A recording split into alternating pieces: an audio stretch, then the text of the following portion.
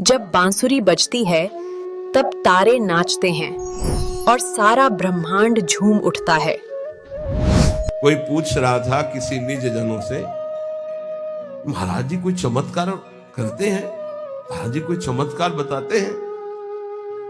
वो सोचते कोई जादू कोई टोना, इतने लोग लगे कोई जादू तो जानते होंगे। अरे सद्य वशीकरण चूर्ण मनंत शक्तिम तम राधिका चरण रेणु मनुस्मरामी, अखिल कोटि ब्रह्मांड नायक को अधीन कर ले ऐसी रज में रहते हैं। चमत्कार कौन सा?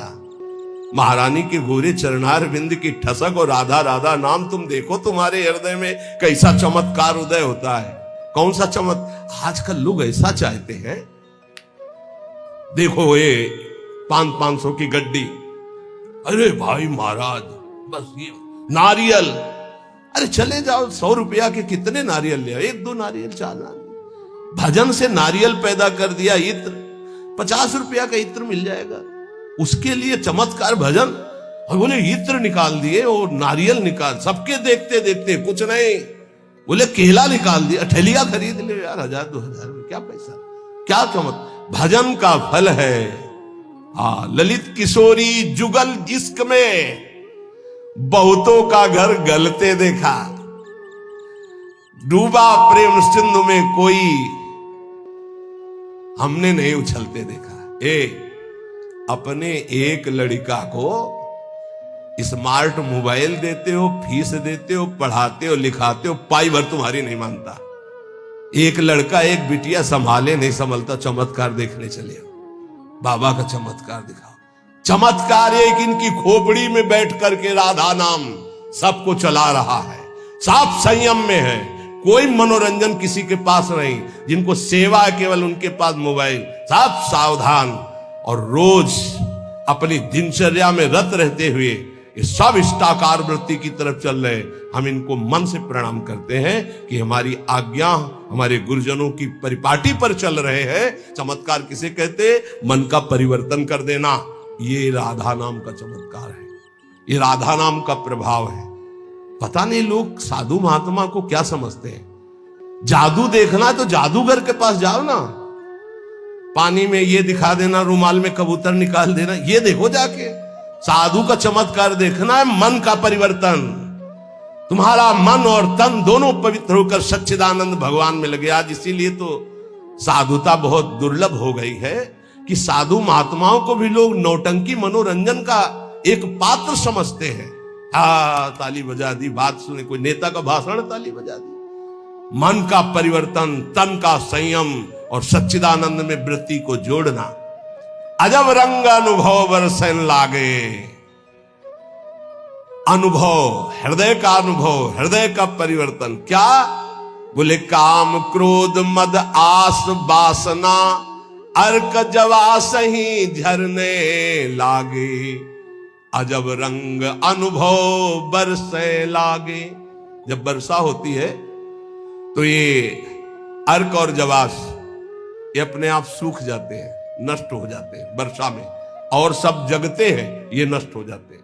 बोले जब राधा राधा राधा राधा और इसका जब रंग बरसने लगता है हृदय में, तो काम क्रोध मद आस वासना ये अपने आप नष्ट हो जाते हैं। जैसे वर्षा होते ही अर्क और जवास नामक पौधे ये अपने आप नष्ट हो जाते हैं, और दूसरे सैकड़ों पौधे हरे भरे हो जाएंगे, पर ये नष्ट हो जाएंगे।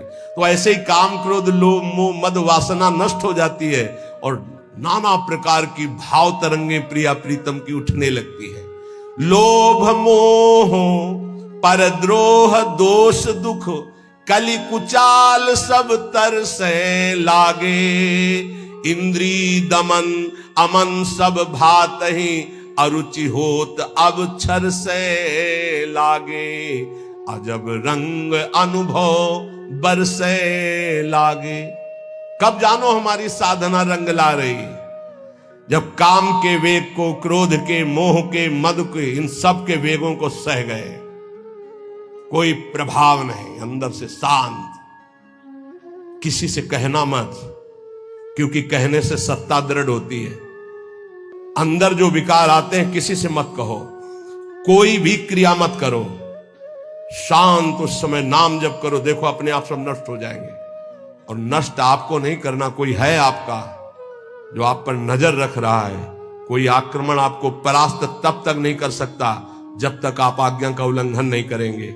आप अपने हाथ से कोई क्रिया नहीं करेंगे, आप कोई गंदे दृश्य नहीं देखेंगे, तब तक किसी की ताकत नहीं कि आपको भ्रष्ट कर सके। ध्यान रखना, क्योंकि आप गुरु कृपा कवच में हैं। जब आप आज्ञा उल्लंघन कर देंगे तो फिर लक्ष्मण रेखा पार हो गया, फिर आपको दंड भोगना पड़ेगा। लोभ मोह परद्रोह दोष दुख कलि कुचाल, ये सब तरसें लागे, अर्थात वो चाहते कि मैं इसको अपने अधीन करूं, पर हिम्मत नहीं कि छू सके। किसको? जिसकी जिह्वा पे राधा राधा नाम और हृदय में गुरु कृपा का अनुभव शुरू हो गया है। इंद्रिय दमन, ये पहचान है साधुता की, नहीं तो फिर नाटक है, पाखंड है, दंभ है। बिन विवेक वैराग्य भक्ति बिन सत्य नये को मानो, भगवत विमुख कपट चतुराई सो पाखंडे जानो, चाहे गृहस्थ हो चाहे विरक्त। अगर इंद्रियां संयम में नहीं है, मनमानी विकार भोगे जा रहे हैं, तो नौटंकी नाटक भले हो सकता है, वो गृहस्थ उपासक है ना, वो विरक्त उपासक है। इंद्रिय दमन तो अमन सब भाते हैं, सब भात से मन अमना हो गया है तो परम शांति परम चैन है। क्षमाशील संतोष सुराई शांति सहज सुख सरसें लागे।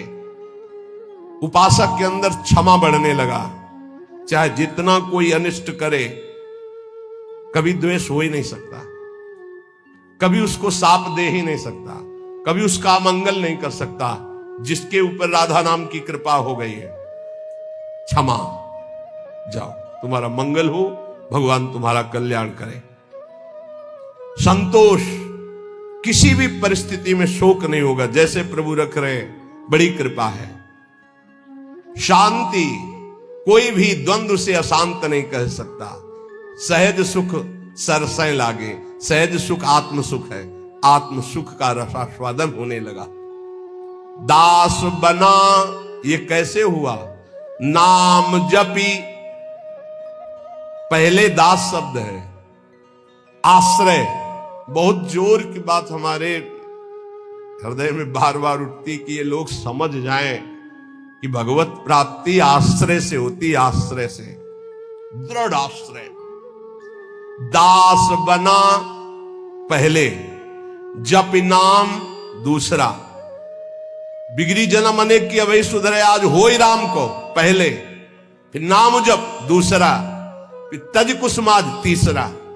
और यहां से शुरू किया जाता है सब उपदेश।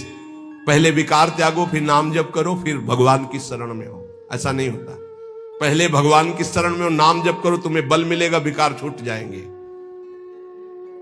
उपजा मुक्ति, मुक्त पद, बहुत सुंदर महात्माओं के वचन है।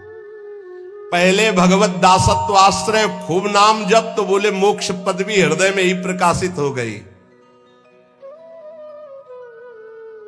ये मोक्ष पदवी क्या है? इसकी पहचान क्या है कि आप मुक्त हो गए हो। शत्रु मित्र समजान मान मान अपमान सम दुख सुख लाभ नहान याजु कृपा हरिवन, ये मुक्त पुरुष का लक्षण है। चाहे शत्रु हो उसके साथ व्यवहार कर रहा हो, या मित्र हो, दोनों में समान भाव, मान और अपमान में समान भाव, सुख दुख में समान भाव, लाभ हानि में समान भाव, जय पराजय में समान भाव। ये जिसके हृदय में आ गया वो मुक्त हो चुका है। गीता जी में भगवान ने कहा, निर्माण अमोहाजित संग दोषाध्यात्म नित्या विनिवृत्त कामा द्वंद्वेर विमुक्ता सुख दुख संगई गच्छन्त अमूढ़ा। ऐसा अमूढ़ अव्यय पद का अधिकारी महापुरुष मुक्त पद में विराजमान कौन है? बोले जो मान रहित हो चुका है। मान बिल्कुल उसके हृदय में प्रियता पैदा नहीं कर पा रहा, और अपमान बिल्कुल दुख नहीं पैदा कर पा रहा। अमोहा, ना अपने शरीर से मोह है, ना किसी के शरीर से मोह है। यह मुक्त पुरुष का लक्षण है। जित संग दोषा, चाहे जितने भोगों के बीच में उसका मन भोगने के लिए चलेगा ही नहीं, वो जीवन मुक्त पुरुष है। जित संग दोषा, अध्यात्म नित्या, निरंतर आत्मस्वरूप में स्थित, विनिवृत्त कामा, समस्त कामनाएं निवृत्त हो चुकी है। द्वंद्व में मुक्ता, हर द्वंद्व से वो मुक्त हो चुका है। मान अपमान सुख दुख लाभ हानि चिंता शोक भय मृत्यु सबसे सुख दुख संगई सुख और दुख में समान भाव। ऐसा महापुरुष परम ज्ञानी महात्मा वो जीवन मुक्त है, वो यहां कह रहे हैं। दास बना पहुंचे मुकाम जे आंखें कहत हवाला। साधु की पहचान चिकने गाल से नहीं, साधु की पहचान उसके नेत्र से होती है, सिर्फ नेत्र से। ऐसे तो मांस मछली खाने वाले के भी गाल चमकते देखे हैं कि वो बहुत ही चिकन, तो चिकनाहट को थोड़ी साधता है, वो तो घी दूध से चिकनाहट आ जाती है। अच्छा खाओ पियो तो मांस चढ़ेगा, चिकना हो जाएगा शरीर। बोले बहुत चमक रहा है चेहरा, तो हम आपको दिखाएं कि विषयी पुरुष हो, चेहरा चमक रहा है, वो भजनानंदी है क्या? नहीं, वो खान पान का है चेहरा। दास बना पहुंचे मुकाम तो आंखें कहत हवाला। अच्युत मुनि के आश्रम में जी उड़िया बाबा पहुंचे, गंगा के किनारे है, तो देखा, जे दृष्टि दे, अरे अपने शिष्यों से कहा दौड़ो, ब्रह्मबोध संपन्न महापुरुष पधार रहे हैं। दृष्टि में पता चल, बोले दास बना पहुंचे मुकाम जे तो आंखें कहत हवाला। आंखें परिचय बता देती है कि ये किस कोटि का महात्मा है, जीवन मुक्त है या प्रपंची है या विषयी है या साधक है या साधना की किस स्थिति में है। पहुंचा हुआ महापुरुष के नेत्र बताते हैं। दास बना पहुंचे मुकाम जे आंखें कहत हवाला। जे दृष्टि में दृष्टि ऐसे मिली तो पता चल जाता है कि किस कोटि की स्थिति है। अब बता रहे हैं कि दो प्रकार की आंखें होती है सिद्धों की। एक होती जो ज्ञान सिद्ध होता है, करुणा और मैत्री, ये दो आंखों में नहीं होंगी। करुणा और मैत्री नहीं हो, क्योंकि वो निर्मम निरहंकार अद्वितीय स्थिति को प्राप्त महापुरुष बिल्कुल शुष्क शुष्क काष्ठवत हृदय, ना दया ना करुणा ना मैत्री न द्वैत।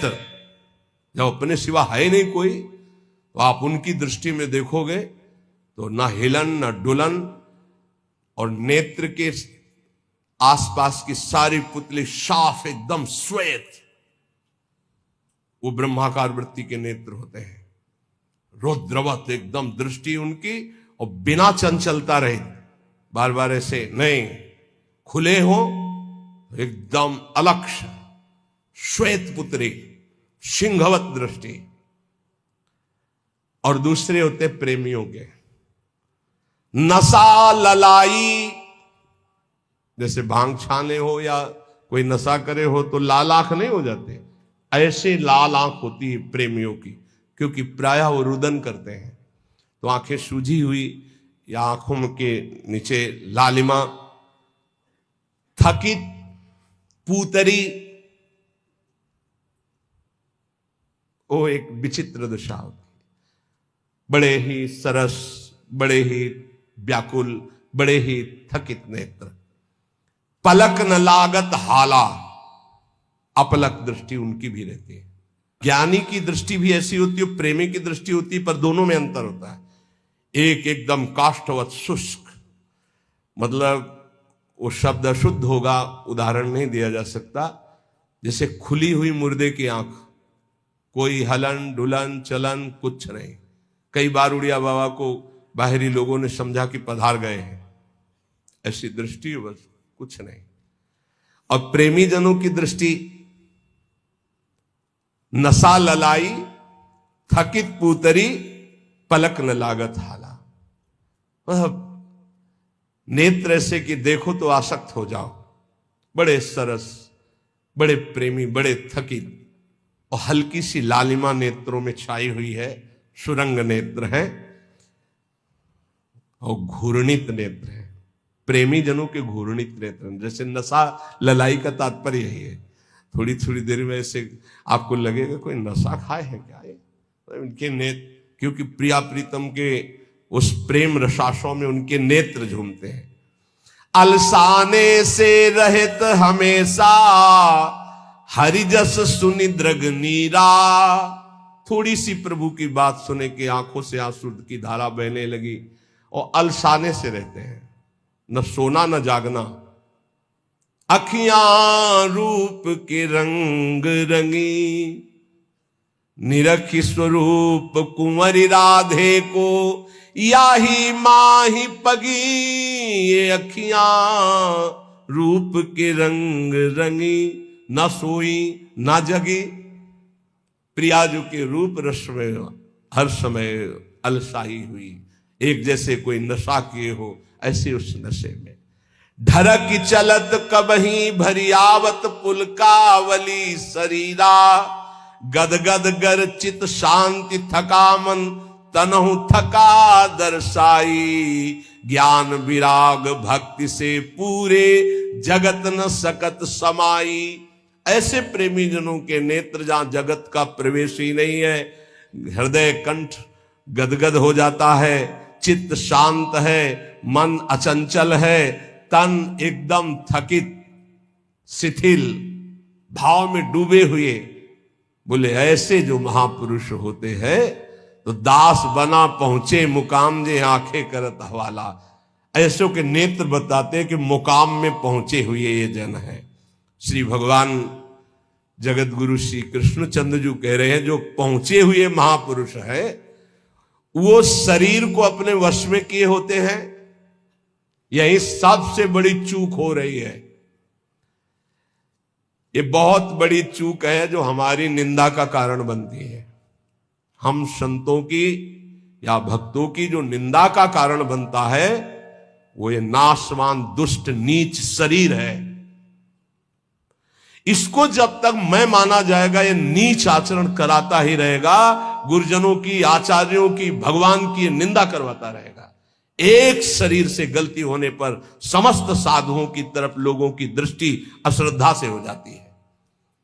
इसीलिए हमें लगता है कि अगर साधु बने तो मर के बने, उन्हें घर गृहस्थी में ब्याह करके अच्छा है, जीवन धर्म पूर्वक व्यतीत करे, अधर्म आचरण न करे। बहुत बड़ी त्रुटि समझो, एक गलती से लाखों लोगों की श्रद्धा संतों के प्रति नष्ट हो जाती है।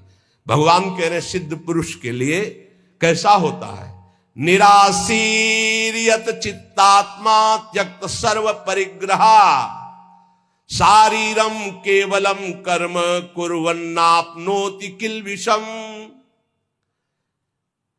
यत चित्तात्मा, जिसने अपने शरीर को अधीन कर लिया। ये प्रार्थना है सब साधकों से, कोई ऐसी चेष्टा मत करना जिससे भेष को गाली मिले। हमारा गति हो या दुर्गति हो तो ठाकुर जी जाने। कभी ऐसी जगह न खड़े होना, कभी ऐसी चेष्टा मत करना, कभी ऐसा संग मत करना। ये ध्यान रखो कि तुम्हारे से एक बहुत बड़ी धारा जुड़ी हुई है। तुम्हारे गुरु, गुरु के गुरु, गुरु के गुरु, आचार्य, इष्ट, पूरा। एक आपकी गलती पूरे को गालियां दिलवा सकती, पूरे विश्व के संतों के प्रति अश्रद्धा हो सकती। इसलिए सावधान। जिंदगी में हम नीच हैं, पामर हैं, हमारी गति हो दुर्गति हो भगवान जाने। हमसे ऐसा आचरण न बन जाए कि हमारे गुरुजनों को गाली मिले। उन्होंने कोई हमारे साथ धोखा दगा नहीं किया, मंत्र दिया, उपासना दिया, वेश दिया, तो आचार्य और गुरु और इष्ट इनको गाली न पड़े, हर समय सोचना चाहिए।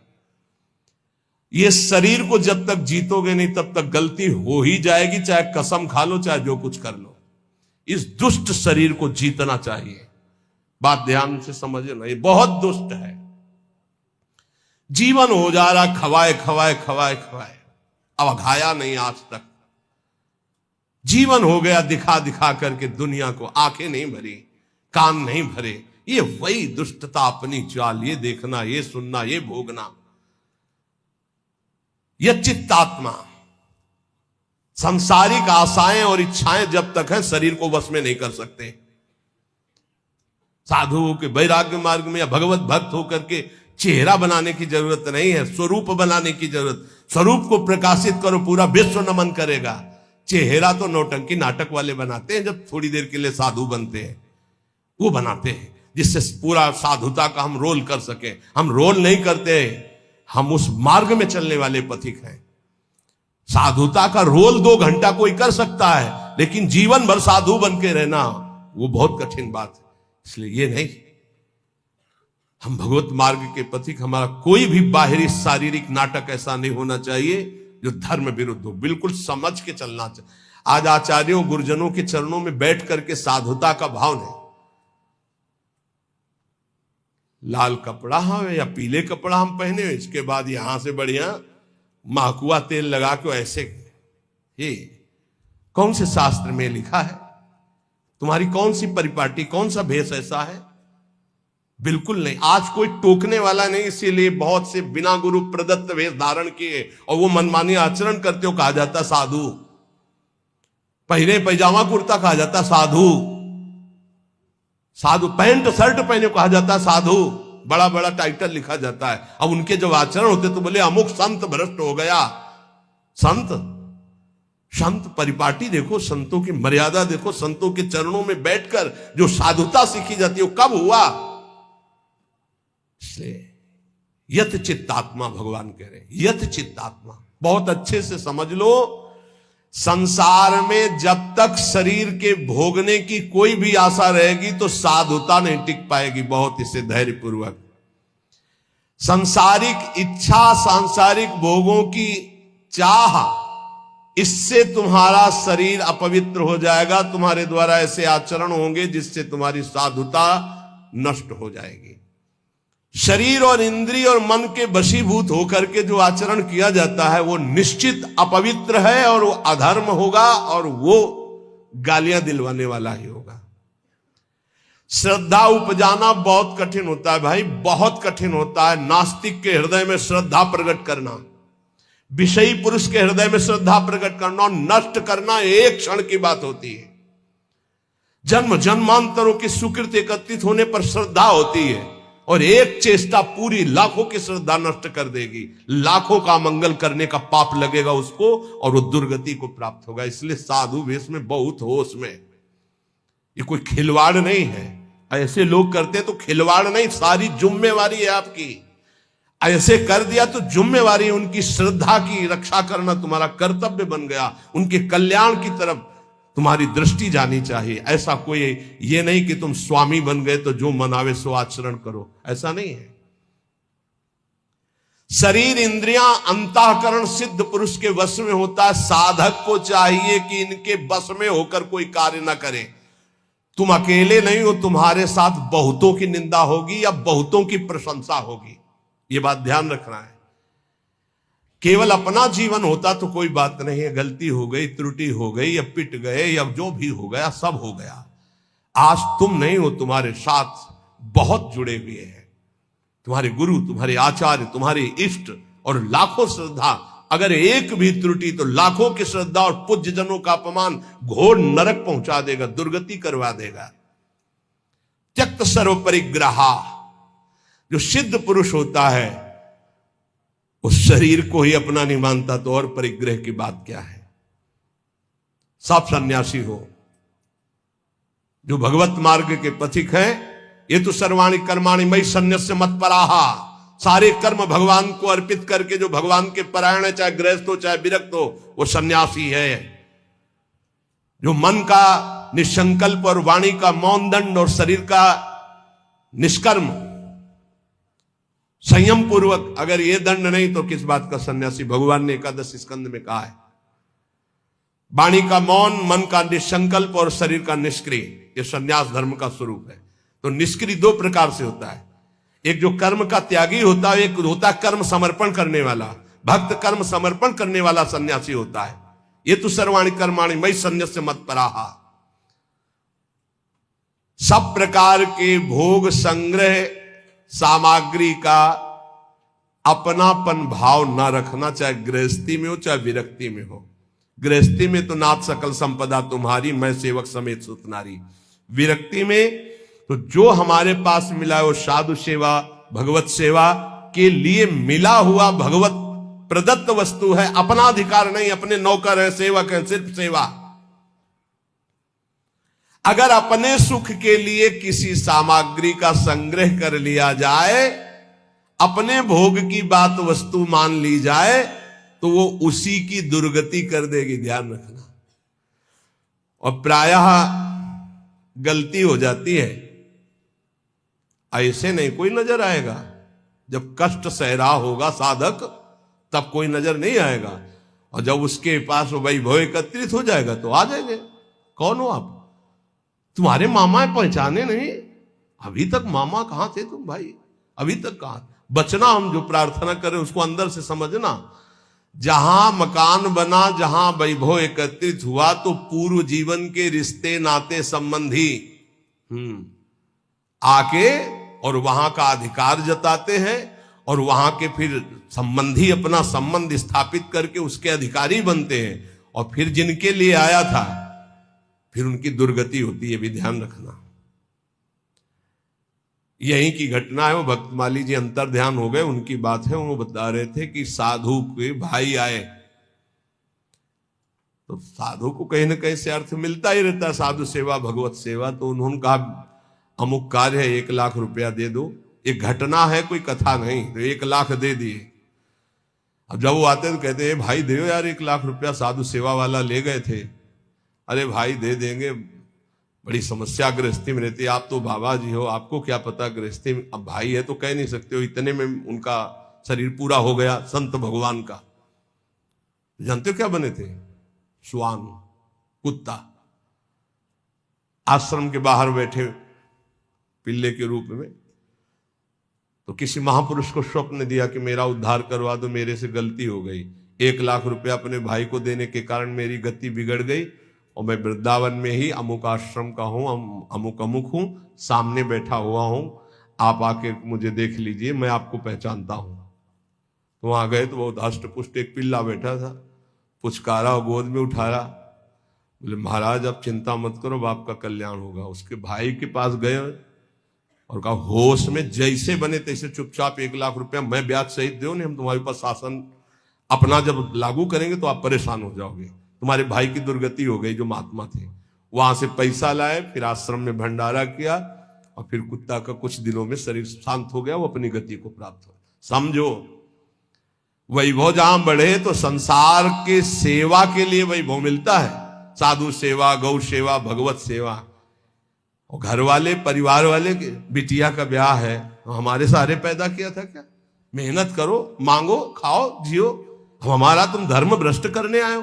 वैराग्यवान कभी भूल करके एक सिक्का अपने परिवार वालों को ना दे, नहीं तो नरकगामी होगा। ध्यान रखना, ये हराम का पैसा नहीं है। गृहस्थ जन देते हैं भगवत प्राप्ति में लगे हुए संतों की सेवा के लिए, या श्री जी के लिए, या गौ सेवा या धर्म सेवा के लिए। परिवार सेवा के लिए कोई कह के दे तो बात अलग है। कौन देता है परिवार सेवा की? इसलिए किसी भी सामग्री को अपनी ना मानना, त्यक्त सर्व परिग्रह, ये भगवान का आदेश है। सिद्ध पुरुष में ऐसा नहीं होता, वो अपना न शरीर ही मानता है न कोई वस्तु मानता है। लेकिन साधक की बात ध्यान रखे, उसके पास जो भी भगवत प्रेरित सामग्री आई है वो अपने लिए नहीं, सेवा के लिए आई है। ठाकुर सेवा, संत सेवा, भगवत सेवा, समाज सेवा। जो भोग बुद्धि से अपने लिए संग्रह करता है उसकी बुद्धि भ्रष्ट हो जाती है और वो पतित हो जाता है। बस ये बात है, अपने लिए नहीं। बहुत जोर का भगवान ने त्यक्त स्वर परिग्रह का भाव बताया है कि सिद्ध का यही लक्षण होता है। और ऐसे महापुरुषों के दर्शन किए प्रयागराज में, टाट की लंगोटी और एक बोरे का टाट ऐसे उड़े हुए, और ट्रक का ट्रक घी और चीनी और मैदा उतरता, ऐसे भंडारे चलते, पूछो मत। जो उनके भगत थे सबके चरण धोना, सबको नम्रता पूर्वक भगवान की तरह बैठालना और खूब प्यार से पवाना। और जो महात्मा जी थे वहां के, एक टाट और पट्टा ऐसे टाट का ऐसे उड़े हुए, और ऐसे ही रेती पे लेटना, ऐसे झोपड़ी बनी हुई थी उनकी, उसमें लेटना। और अरे वैभव की भीड़ लगी हुई थी। और आप जब सब संत पा लेते थे तो सब संतों की जूठन जो बचती उसी में एक दो और मिलाकर, क्या जीवन उनका, कोई संगय प्रयोग, वैभव तो पूछो मत। कोई दिन ऐसा नहीं होता था कि 2-4 हजार रुपए एक संत को दक्षिणा में ना मिले। एक से एक कंबल, एक से एक सब। पर देने वाले जब ऐसे, तो वहां त्यागी ही त्यागी ज्यादा थे। देने वाले परेशान थे कि यहां कोई लेता नहीं है। और सामान की ऐसी ये वास्तविक बात यही है कि स्वयं परिग्रह रहित होकर के समाज सेवा में। एक विरक्तानंद नाम के महापुरुष थे, उन्होंने कहा स्वामी जी बहुत हो गया, बुढ़ापा है, आप इतना कष्ट सह रहे हो, क्यों सह रहे हो, अब तो आप वस्त्र धारण कर लो। वो वहीं पास में ही बैठे थे, तो उनका तुमको मैं बूढ़ा नजर आ रहा हूं, ऐसे कहा बूढ़ा नजर आ रहा हूं, अभी चलो बराबर गंगा जी में खड़े होकर देख लो कौन बूढ़ा होगा।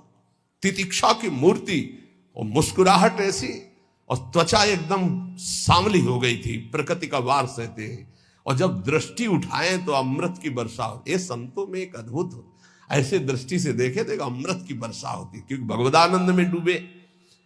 अनिकेता, अनिकेत भगवान को बहुत प्रिय है।